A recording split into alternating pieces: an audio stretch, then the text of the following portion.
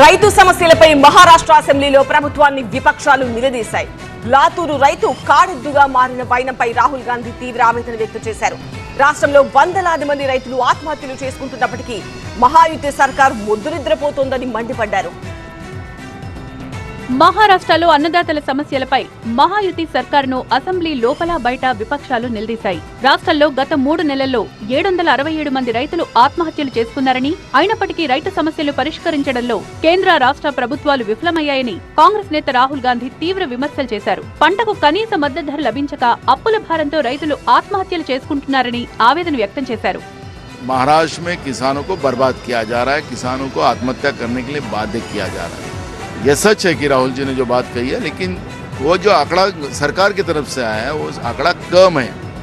उससे भी ज़्यादा किसानों की आत्महत्या महाराष्ट्र में हुई है। हाल ही में लातूर में जो घटना हुई है कि किसान ने अपने आप को जोत लिया हल को और उनकी पत्नी उनको हाँक रही है। और वो हम जब इस बात को बोलते हैं तो बीजेपी और सरकार के लोग बोलते हैं कि हम रील बनाने के लिए कर रहे हैं। तो कल उनके सरकार के मंत्री, उनका कृषि मंत्री उस किसान का कर्जा माफ करने पहुंच गए।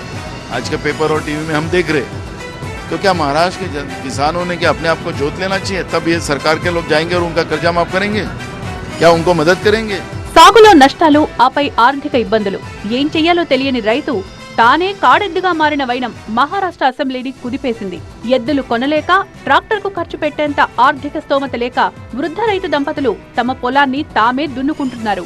ఈ ఘటన మహారాష్ట్రలోని లాతూర్లో జరిగింది.